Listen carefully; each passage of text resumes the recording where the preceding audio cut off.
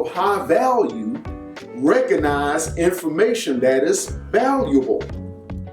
People who have no sense of value could care less. They don't care about information in books. They don't care about, they don't want anything but pleasure.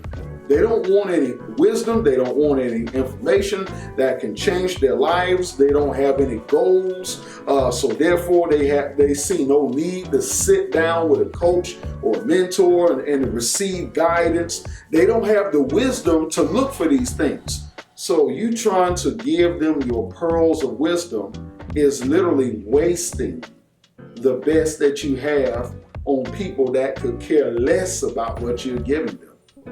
Jesus said, don't do that.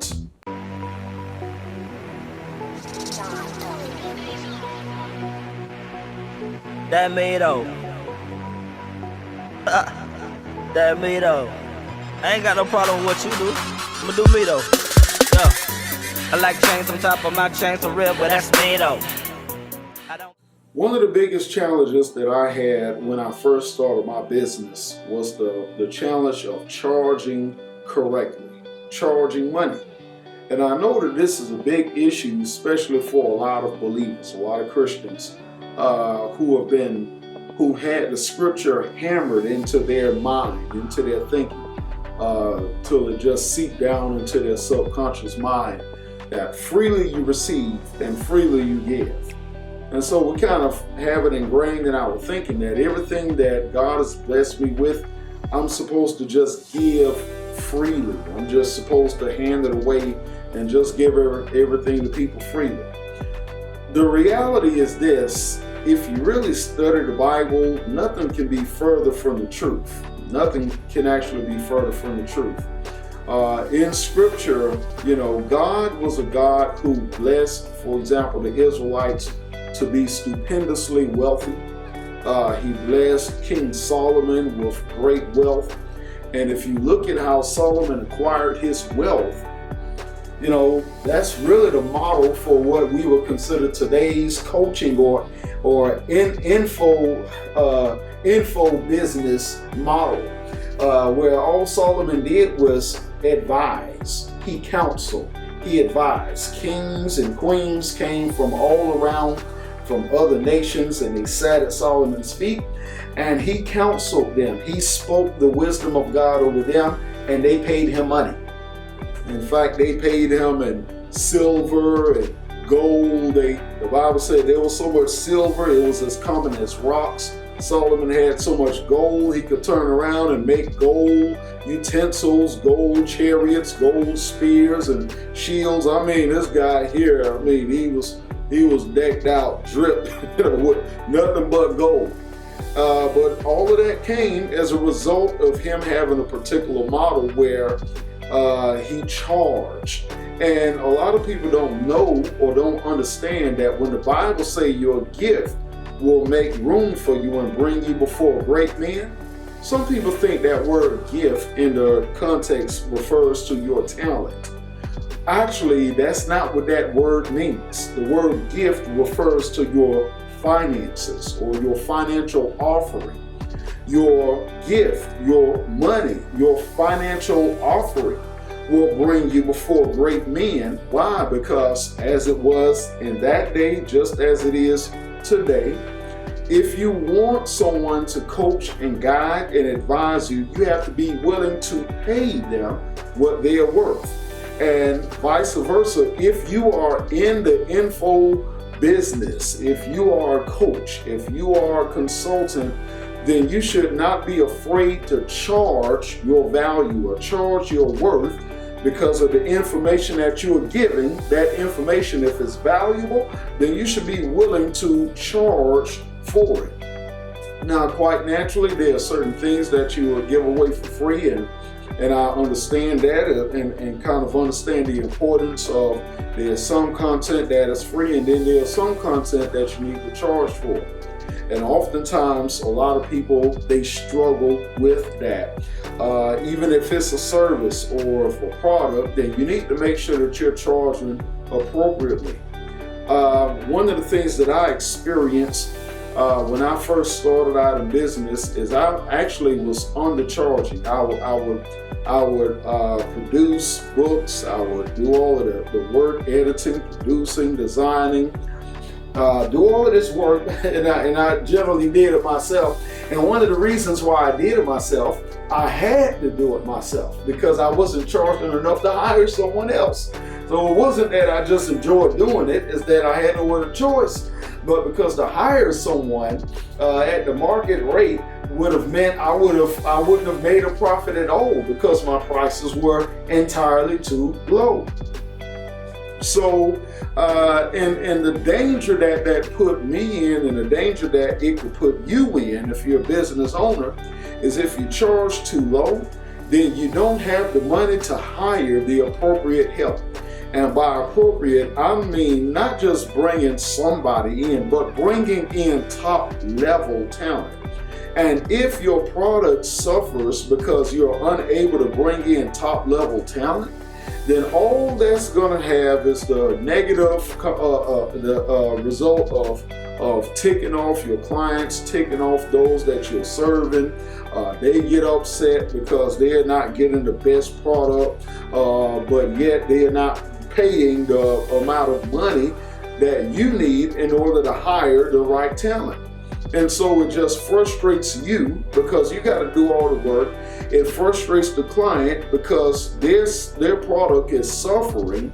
And even if you do the best that you can, you're the top guy, you're the best talent and so on and so forth. As you have more and more business that begins to come your way, you're only one person. And that means you have to hire others to step in and to work alongside you. And if you're not charging appropriately, then guess what? You're cutting your profits. You're also cutting the productivity, which upsets the client. And so all around, it's a bad deal. It's all around bad deal. So you're not helping in the long run by charging too low. You're hurting yourself and your client because production is going to slow down. They're not going to get their stuff. Deadlines are not going to be met. You're going to overwork yourself. Then you're going to be burned out. Then eventually either you're going to quit or they're going to walk away, or both, and all of it falls apart. So charging the correct amount is critically important. It's critically important. And I want to say something about this because, again, a lot of people that have questions about, well, should I charge? I just have, what would Jesus do? Well, you think that Jesus just gave everything for free? Think again. Jesus, he made a statement, and I want to put this into your ear because I want this to really resonate with you. Jesus said, "Do not cast your pearls to the swine, lest they trample on those pearls, then turn around and they attack you." They come and bother you some more. And notice what Jesus said there. He said, don't give your valuable information. And by pearls, he was talking about your revelation, your information, your wisdom. He was saying, don't give that stuff to people that have no sense of value. They don't understand the importance of it. They don't know how valuable it is to receive that kind of information. They have no sense of value.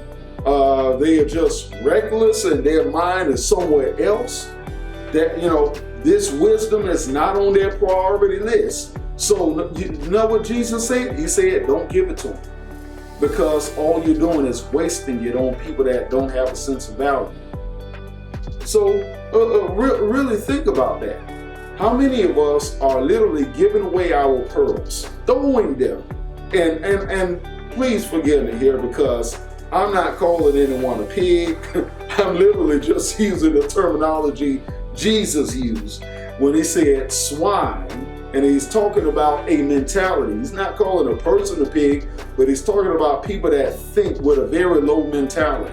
People that have no sense of value. All they want is just to be gluttons that just simply consume, and they eat whatever's in front of them. They have no care or concern in the world or whatever about what they are receiving. They just, and Jesus said, don't cast your valuable information to those individuals because they won't value it. They'll just simply step on it and then turn around and try to eat you, and they could care less. So Jesus said, be very selective in who you give certain information to. Be very selective. People of high value recognize information that is valuable. People who have no sense of value could care less. They don't care about information in books. They don't care about, they don't want they don't want anything but pleasure. They don't want any wisdom. They don't want any information that can change their lives. They don't have any goals. So therefore they see no need to sit down with a coach or a mentor and receive guidance. They don't have the wisdom to look for these things. So you trying to give them your pearls of wisdom is literally wasting the best that you have on people that could care less about what you're giving them. Jesus said, don't do that. Don't give your pearls to people that don't recognize the value of what you have to give them, or you're wasting what God gave you to give. So look at that. And the logic here that Jesus provides, he's telling you in essence that the people that you need to be dealing with are people that are willing to prioritize and pay a price for what you have to give. Maybe it's not a monetary price, and he didn't say in that specifically, pay a monetary price, but what he was saying, what he was inferring, is that people who are willing to make sacrifices to receive what you have, those are the people that you need to deal with. You need to deal with people that understand the value of information, because, and he went on to teach about the parable of the kingdom of God. And in one parable, he taught about a woman, he actually taught about a man who found a valuable treasure in the field. He went and bought the whole field. A woman who lost a valuable coin in a house, and she flipped the house upside down, swept it inside and out just to find that coin. In other words, what he was inferring is that when a person has a sense of value, they will pay the price in order to get what you have to give them, because they understand the value of what you're giving them. So those are the only kind of people that you need to deal with. Those are the kind of people that you need to do business with. Those are the kind of people that you need to reach out to. You can't just reach out to everybody. You have to find people that value information, that value revelation. And those kind of individuals are generally people that are going somewhere. They have a vision and they have goals, and they know that in order for me to get to point A to point B, then I need this kind of teaching, this kind of training, and this kind of coaching and mentorship. So those people, because they're going somewhere, they understand value. And because they understand value, they are willing to make sacrifices. So, and there's another verse in the Bible. Jesus, the Ancient of Days, this is ancient wisdom. Ancient wisdom, the Ancient of Days said this. He said, where a man's treasure is, there shall his heart be also. Think about that. Where your treasure is, there shall your heart be also. Now, I'm very analytical, and I like to break things down, and I look at every little detail. I notice Jesus didn't say where your heart is, there will your treasure be. I notice he didn't say that. Instead, he said where your treasure is, that's where your heart will be. For me, because I'm so analytical and I like to break things down and I look at every small, little detail, I think about that passage of scripture and I ask, well, why did he emphasize where your treasure is, your heart follows, as opposed to the other way around, where your heart is, your treasure follows? It's because a lot of people, they like stuff, but just because you like something doesn't mean that you're going to prioritize it. You know, I like going to the movies, but it doesn't mean I'm finna go and spend my money every weekend and go to the movie theater. You know, I enjoy, you know, there are certain sporting events I enjoy looking at, but it doesn't mean I'm finna spend my money there. So the funny thing is, he says where your treasure is, your heart will be. In other words, your heart actually follows your treasure, not the other way around. Your treasure doesn't follow your heart. Instead, your heart follows your treasure. And by treasure, he's talking about your investment. Now, the emphasis, and this is the Ancient of Days, the wisdom from the Ancient of Days right here, that people will place their hearts in the things that they invest into financially. In other words, if you get something for free, then your heart may not actually be there. But if you have to pay for something, especially if you're paying more money for it, you're going to make sure World War III doesn't stop you from getting to, you know, if somebody gives you a free ticket to an event, oh, well, you know, I might show up. But if you have to pay $1,000 to be at that event, Armageddon can be going on. You're going to make sure that the Antichrist and the four apocalyptic horsemen and everybody else have to wait until your event is over because you paid your money to be there. Where your treasure is, your heart is going to follow right behind it. Why? Because your treasure represents your investment, your finances, your resources, your sacrifice. And one of the things that you do when you charge money and you make people pay is you force them to make an investment that causes them to now put their heart into what they're doing. So if you're giving them counsel, if you're counseling them, if you're advising them, if you're consulting them, if you're coaching them, and you're trying to figure out why aren't they implementing any of the things that I'm saying, well, 9 times out of 10, you didn't charge them, or you didn't charge them enough that they would take it seriously. Because when they really come out and they have to pull from that treasury in order to get this, they're going to make sure that their heart is in it because they paid too much to be a part of it. You are training them, and that's one of the things that people fail to understand about coaching in and of itself, that it's more than just giving someone advice or information. It's about changing habits.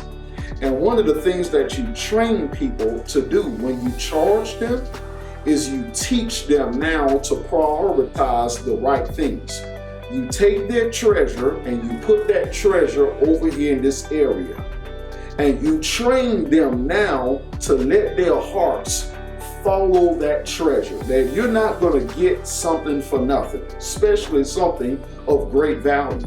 You're teaching them to make sacrifices. You're training them to get out of the comfort zone by letting them know that in order for you to get this, you're going to have to pay for it. And therefore, since you paid for it, that is a greater incentive that ensures and guarantees you're going to be committed to it, because where your treasure is, your heart isn't far behind. So get used to charging. And you know, that's one of the things that I failed to do when I first started, is I didn't charge right.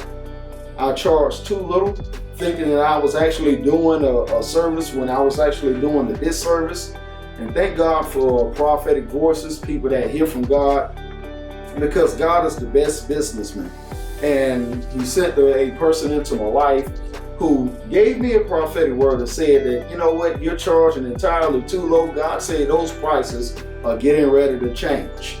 And I remember I sat with this person, and she had another consultant over the phone, and he said, Tim, what you're doing, you're charging way too low. You should be charging at least 3 times more for what you're getting. At least 3 times more. What I charge is exponentially way a lot more. But you're way down here. You're not even in business. You're just doing the charity. And he started laughing. But when I changed my pricing, I thought to myself, well, nobody's going to pay these prices. You'll be shocked. You'll be shocked. And I'll kind of share this with you, because oftentimes when I look at a product or a service, if I'm looking at a whole list of people that do the same thing, psychologically, I think to myself, if I see one person and they're only charging $50, but then somebody else is charging $500, for whatever reason, and I know this may sound strange, I'm automatically drawn to the one that charges $500, and I kind of have a slight disdain for the $50 one. Why? Because in a roundabout way, we associate value with price. The higher the cost, the more value or more valuable, or the better the service. And there's an old saying that goes, you get what you pay for. And it's a bit of psychology that if you charge very little, you may think you're doing the client or customer a service, when in actuality, what you're doing is putting in their mind that your service or your product is not as valuable as the next person's. The quality may be less. The service may not be as good.